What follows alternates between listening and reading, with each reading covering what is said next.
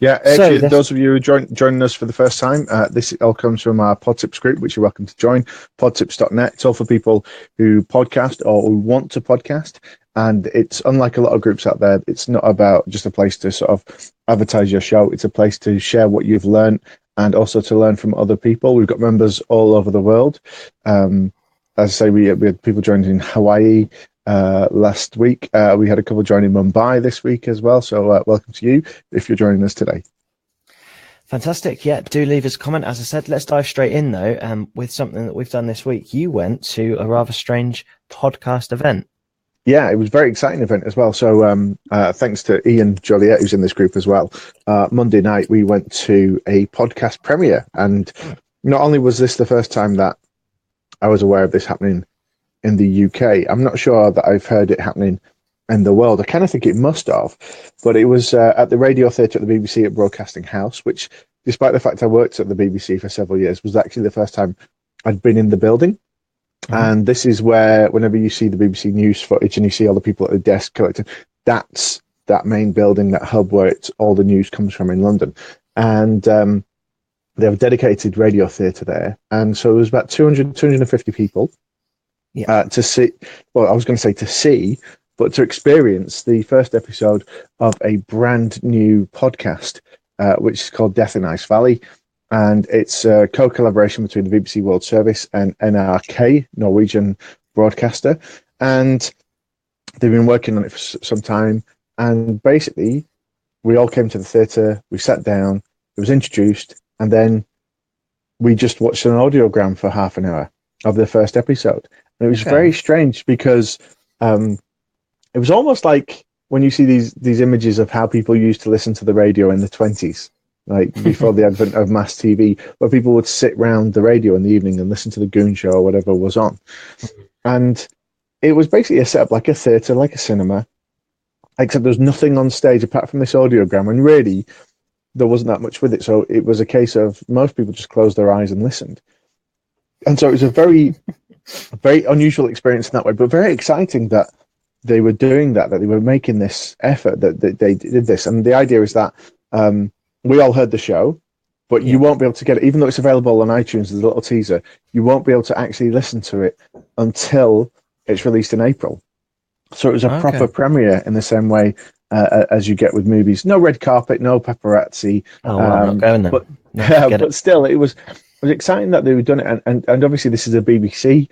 BBC really getting behind podcasts. Brilliant, brilliant, brilliant.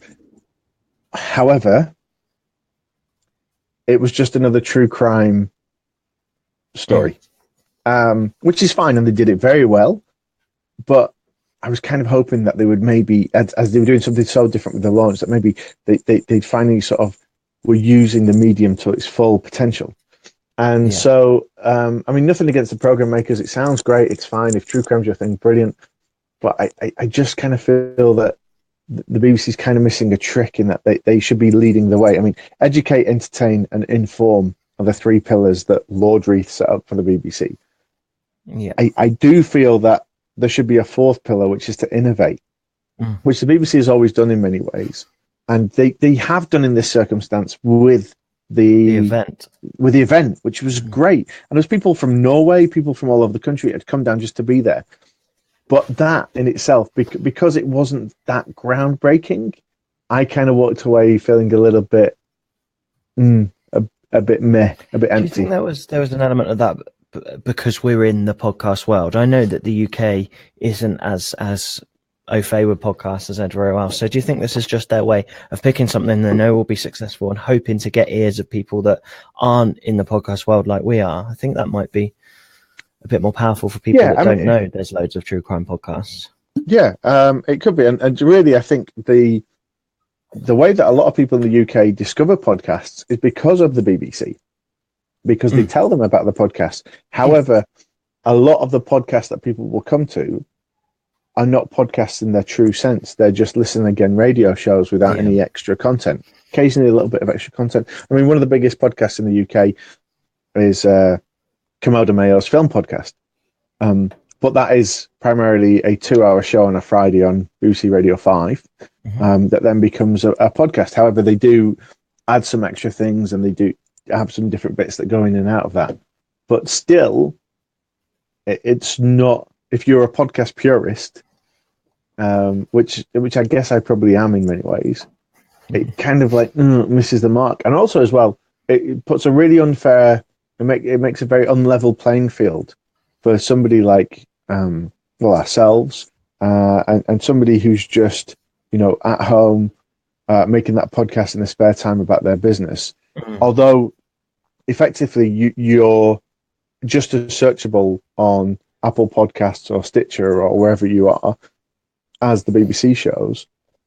The advantage the BBC has is it has 5 national radio stations, money, two full-time terrestrial TV stations, all the digital stations that it has, where it will advertise all these programs. Yeah. One of our producers, Sean Alsop, worked on Beyond Reasonable Doubt, which last year was the first podcast that the BBC did purely as a podcast, because up until that point, every podcast that the BBC made, for some bizarre reason, which I can't quite get my head around why, they've had this thing in place, which means that things can only be a podcast if they've been broadcast first. I don't know if it's to do with copyrights or something to do with that. That's starting to change. But it's why you sometimes find some really interesting programming at 3 a.m. on BBC Radio 1, because they put it on there before they can release it as a podcast. So do you think something could have been added to the event? I mean, it's great seeing podcast events, especially in the UK. Do you think it could have been more, maybe would it have worked as live voices, or should they have created something visually rather than just an audiogram for an event? Or well, I mean, they did use, and they're being very clear. I mean, the whole strategy that they've got behind this show that they told us about seems wonderful. And in some ways, although it's a true crime story, it has a lot in common with a program like Missing Richard Simmons, for example. If you've not heard that podcast, highly recommend it. In that, they encourage people to get involved because it's a mystery that they're trying to solve. And they say, look, people might actually know who the person is at the center of this. People might remember something about this, or might recognize something and be able to give some information. And it's an ongoing investigation between these Norwegian journalists and using the BBC World Service as well and the podcast platform to reach new people. So without giving too much away, the story is basically about a body that was found almost 50 years ago maybe. And there was some very strange circumstances and not much in the way of identification. And so each week they go through the story, but they're still making the program. So the idea is that if somebody goes, I think I know who this person might be because my auntie went missing at this point, right, then that can change the direction of where the show's going. I've kind of forgotten what the question was. Do you think they could have done anything more with the event, make it less more visual? So they did use a few little visual bits, which they're going to use in their promotion on Facebook and online and those sorts of things. And what they'll do as well, there's a bit in the first program when they talk about looking at the photographs of the original crime scene. And my reaction listening to that was, I'm not sure this is really working because I can't see what you're seeing. Yeah. Although once they described it, I went, okay, I'm glad I didn't see that. But what they're going to do is, using their Facebook group, is upload these bits of evidence so you can go through it and look at it. And so I think it's similar to an idea that I had many years ago, actually, which I might have to come and revisit now. But it's almost using the hive mind of Facebook and the internet to help solve a crime. So almost like using like a supercomputer. So what's it going to be called again? Death in Ice Valley. It's out in April. And in terms of the event, I think it was very literally just a quick hello, quick introduction, play the podcast, a quick 2-minute chat with one of the journalists that's worked on it. They didn't want to give too much away, and then that was it. And so I kind of felt like, even though it was a free ticket that you had to apply for, I kind of felt that I'd not got value for money in terms of it. I would have liked to get a little bit more from the event. And it could just be that the people that make the show are podcasters because they're podcasters and they're not the kind of people that can stand up on a stage and talk to people. I went into it with my eyes open. I didn't research too much about it. So I didn't really know what was going to happen. So I didn't have any expectations about it. But I think overall it's a very positive thing. I'm just excited that this kind of thing is happening, and hopefully it's going to be more the sort of thing that's going to happen. And I know that more and more podcasts are doing live events. In many ways, a little bit like you see a lot of musicians now, that they make more money from doing their gigs and tours than they do from their record sales. And in turn, their gigs and tours boost their record sales. So possibly this is something that podcasts more and more will start doing just to sort of provide an income. Who knows? That would be exciting. That would be exciting. Gavin said he would love to call himself a podcast purist, but he listens to 606 Football Phone in religiously, which is a radio show. So, yeah. You can still call yourself a purist if you like, because I know Ant does. Well, there's one a friend of ours who heads up the podcasts at The Guardian. He does not listen to a single piece of radio at all, and if it is a radio show that's been repurposed as a podcast, he won't listen to that either. That's a full-on purist. Maybe that's a bit. Yeah, he's kind of like, I suppose in many ways he's like our priest, and we're just we're his flock. Yes, exactly. Nick DeGarris says, "Hey guys, I'm just reading these out, and I can put them on the screen now with this clever little thing, so the comment turns up." Matt says, "Any good podcasts for conspiracy theorists?" Oh, that's a very good one. I think that there's lots out there. I've heard some awful ones. There's a friend of mine who's a stand-up comic, and he's been working on something which is almost like if you imagine a parody of a conspiracy theory, but done so well, almost like if you're familiar with Alan Partridge. Done in that style, and I'm not sure if he's launched it like that. Just do a quick look and see if I can. I'm sure there are loads on conspiracy theories. I'm sure. Yeah, well, it's a perfect place for it in many sense. Robert from Philadelphia says, "Afternoon, gentlemen. We'll be in Philadelphia not very soon, but for Podcast Movement this year." Matthew Moore. Oh, that's Matthew from the Delivery podcast, is that? Yeah, no, it's right. From the gaming podcast. Which one is it? No, the gaming podcast. Yeah. All right, yes, gents, thanks again for your time this week, and happy weekend to you both. Nice one.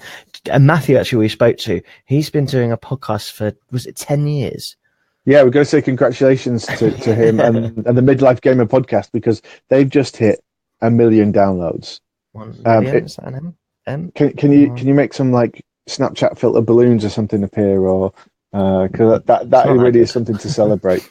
Yeah, absolutely. Farry says hello as well. Do drop us a little hello message, and we'll pop it on the screen and we'll say hello back. And if you have any questions, then do let us know as well.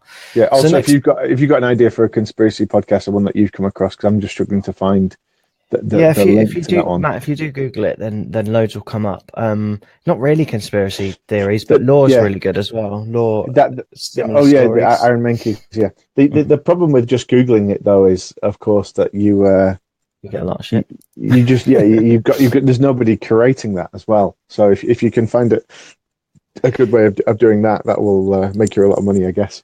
So let's rattle through the next section, which is our news week, fairly quickly in the interest of time, but. iHeartRadio. Yeah, they filed for bankruptcy. Yeah, finally, it's been happening for a while. Funnily enough, at the weekend last weekend they had the iHeartMedia Awards, which is a little bit like their money. the Brit Awards or the those kind of big music awards, like Taylor Swift, all those kinds of people at them. And then they filed for bankruptcy. There's still people saying that hopefully there'll be a recovery, but I mean their debts are massive. I think it first came to light at the start of February. They were due to make a interest payment of $106 million. That's interest, and they missed that, and that's led to where they are now. So it could still be saved in some ways. It may lose the app though, so it's worth, if you're primarily on iHeartRadio, make sure you're everywhere else that people are going to go if it does crash out. It's an interesting one as well. Sorry, go on. I don't think it's indicative of a problem with digital media as a whole, because in the same month that this has happened, Spotify has announced plans to float on the stock exchange in at a ridiculous value. Um, It's not millions, it's billions, isn't it? yeah, it's 223 billion or something ridiculous like that. I mean, And it I'm was only probably a making, section of the company that they floated as well, didn't they? They yeah, floated it as Spot Inc. or yeah. whatever it's called. And Yeah. and still, if you're in a band who's got your music on Spotify, you'll only get 0.00000000001 pence per play. Yeah, well, we don't get Um, anything as podcasters. Maybe we should campaign for that. Okay, well, so who knows? I mean, the only takeaway there is well, the takeaway that I have from it actually is that just look at the podcasting companies that you're working with, because iHeartMedia is huge. They're iHeartRadio, sorry, and they're absolutely huge. So it means that not every company is safe. So, and I always go back to podcast hosting with this example: is if the company you're podcast hosting with was to close down tomorrow, would you be able to save your subscribers? And so just ask that question of your podcast hosts. A lot of them will be yes. Some of them are evil, and we know. But that's just something to bear in mind. If iHeartRadio aren't safe, then not everyone is. Can I just say? I mean, obviously, people are probably seeing this closer in a different way. I'm just trying to balance up so that the cartoon version of me is on one shoulder, and then the other one's on this shoulder. So you've got this it's wonderful like angel, bad and good conscience. Yeah, angel and devil. I don't know which one's which. On to the final part. So we take a question from the group. This was a question. So when you join the PodTips group, you're asked 3 questions. One is, do you have a podcast or an idea?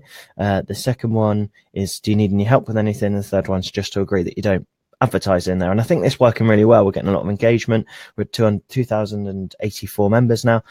One of the questions, the middle question, are you struggling with anything? A gentleman called Gary Jenkins said that he was looking at putting episodes behind a paywall, and did we have any experience with it, or had we seen anything about that? Well, this is something that was done quite early on. If people remember the Ricky Gervais podcast, Danny Baker, very famous broadcaster as well, they put their podcasts on there for £1 as well, just to kind of cover the fees.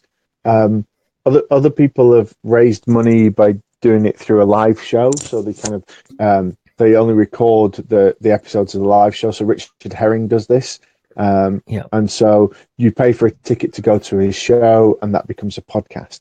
And so you're kind of directly supporting it. You're getting the experience of the live show as well. I think Podbean is the first one that springs to mind that gives you that option. I think I've not used it myself. There's 2 ways it can be used as well. We've just been working with a company who we can't name because it's not happened yet, about this possibility. And so you could do it as an actual paywall or as a password. So you could actually have it as a private podcast in many ways. Yeah. So say, for example, you were part of a group, and you just didn't want anybody else to hear what you're doing, because with the podcast anybody can find it and listen to it. Maybe maybe the Masons, or maybe some secret society like that. What was the version of the Masons they did in The Simpsons, where Homer joined them? Okay, I remember yeah. what you mean. Well, whatever the name is, you could do that and then have a password to allow access to it. I know there are quite a few podcasts in America that do it. So after a year, they put all their episodes behind a paywall, not so much to make money, but to free up space on their hosting and to cover the cost of that as well. Because depending on what package you're on, who you're with, the more you've got up online. I mean, we had a shock this week because we had a note from one of our podcasts and websites, and suddenly, the 10 gigs per month we were covering, we got a note to say you're over 25 gigs, which threw us into a bit of a panic. Turned out to be an error on their part, but this can happen. So I've no direct experience of it myself. So those are just the examples I know. There are a couple of ways it can be done, and it was about middle of last year that Patreon made this a thing. So you can actually have a hidden RSS feed. So there are several ways of doing it, but having a hidden RSS feed allows you to people still to listen on their phones. So you can have it so that Patreon contributors, they pay a certain level and they get access to that feed. I've seen it done a couple of times, whereas people get extra content that way. I don't personally like it that you have to that I've seen someone do, and I won't name the names, but it's they do a true crime podcast and they do half the episode is free and then you have to pay to get the other half. It's like the reveal half of the episode, and I think that's a little bit like, oh, okay, well, that hurts me a little bit as a creative, but I suppose it depends what kind of person you are. I mean, I'm thinking of like, when you download a game on your phone, and you can sort of like upgrade whatever the game is. You can upgrade your vehicle or purchases, your powers by paying a couple of dollars, and then you kind of look at it and you can go, oh, I could just spend 30 hours playing it and get there. And I'll have to admit, I think we're both the kind of person that would go, I'll spend the 30 hours. Yeah, I did. And it did. And funny you should say that, actually. And you said about The Simpsons, because the Simpsons Tap Out game was the one that I did that, and I spent 30 hours. Robert from Philadelphia has just said Homer joins the Stonecutters. It was the Stonecutters. That's it. Not the Masons. The other man. Robert, we will buy you a drink in Philadelphia. Yes. So there is obviously that way of doing it.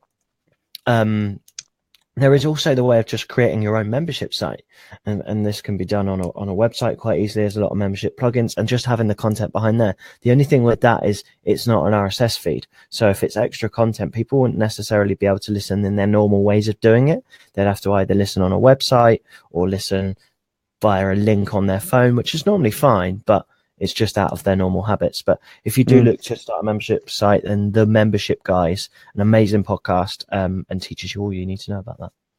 You look confused. Yeah, I am confused because this the hidden RSS feed. I mean, to be honest, I think I don't think I could sit down and explain an RSS feed to most people and do it justice. But I don't understand how it's hidden. Are they using the dark web? Are they what?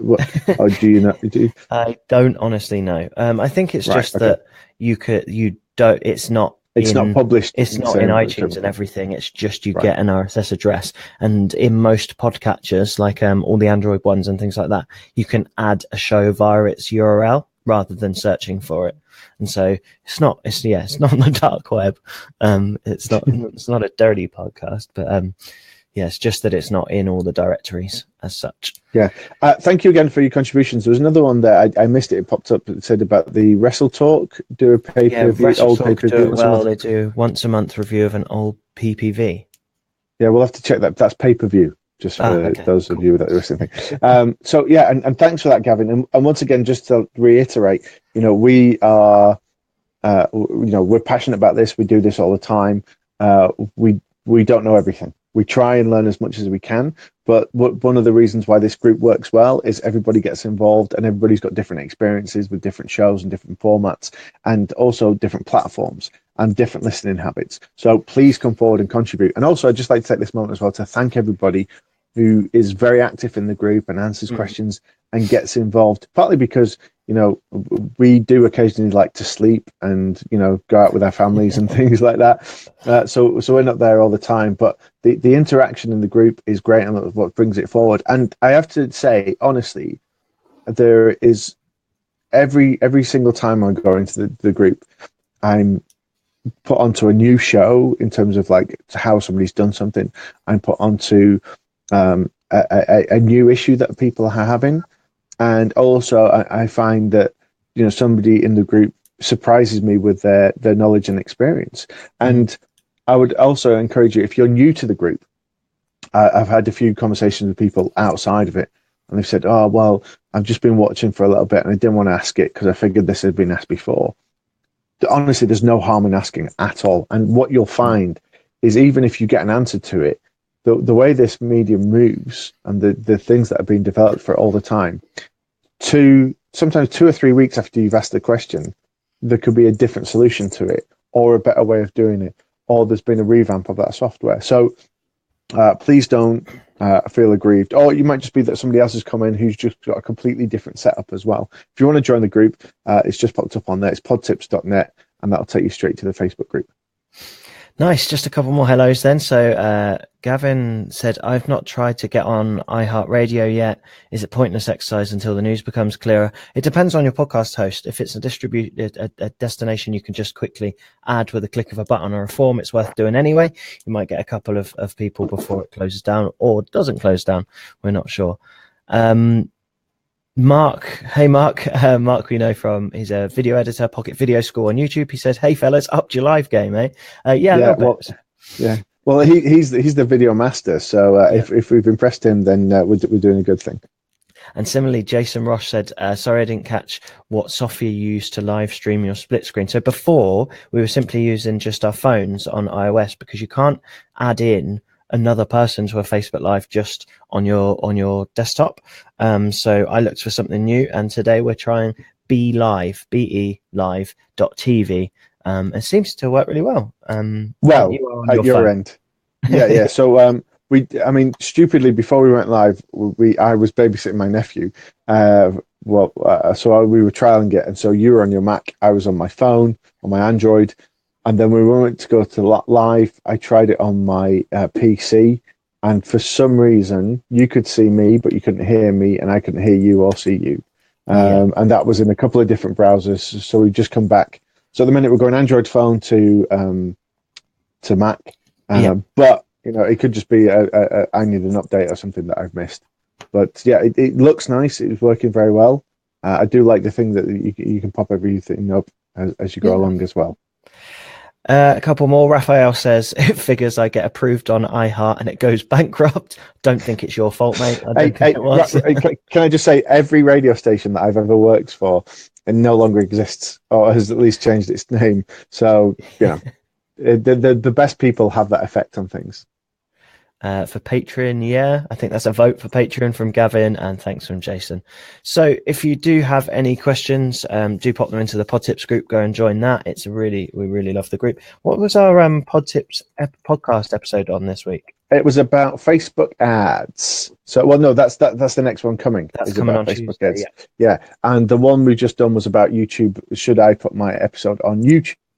Yes. So, and if you do want to ask a question for that as well, again, you can do that through SpeakPipe. Chris will pop the link up on the screen, so you can go straight there and literally record a question either from your phone or through your laptop. You don't need any fancy equipment. And as part of that, not only do you ask the question that we'll answer in the show in some real depth, and like here where we kind of fly through it, we'll also give a nice little plug to your show as well at the end, so you can do your little elevator pitch and the reasons why people should come and check you out. We had a couple of meetings with people this week as well. It's always really nice when people say to us that they're listening to the show and they're enjoying it, and it does make a real difference, doesn't it? It does, yeah, it does, because it just shows that these interactions are helping people, which is kind of why we do it. It is why we do it. So I think that the highlight for my week, and I'm not going to name names, but was when somebody says, I've listened to all these different shows about podcasts and named a few shows that I really look up to, and then they said, but we listened to yours because it was just right for us. So I don't know if that takes something away from anybody else. Yeah. But I think what that does is it just shows you that it's horses for courses, and you will find an audience for what you're doing. The trick is to keep plugging away. I think with us, with the PodTip show as well, it's evolved slightly, but I have to say, I think I enjoy it a lot more now. And I feel that there's less control about it. I think we had a lot of control when we started the show as under a different name, and everything was scripted. Yeah. Whereas now we actually genuinely have a conversation. And again, it's something where each time I learn something either about you or about podcasting or about myself. Yeah, definitely one of the three. Okay, that kind of wraps it up. Just say hello to Natalie Haley, who has the Hot Content podcast, which I was on this week. So check that out if you want to hear more of my voice. You probably just want to have a good weekend. Does that mean you're hot now officially? Then is that what they think? Yeah, officially, that's what it is. Yeah, it's like being on the front of Heat magazine or GQ. Why was it you were on it and not me? For those exact reasons. Right. I need to move position next week so that it's my head popping out, not yours. It does feel like I've got your conscience on my shoulder. Which is a really bad thing to have. Yeah, quite possibly. All right, then that's another PodTips. We'll be back next week to check out the group and check out the podcast on Tuesday. Did we do a freeze frame with the activity we were doing last night? Last night? Yeah, what you were doing, what I was doing. I'm going to do. You just something you did last night. So this is mine.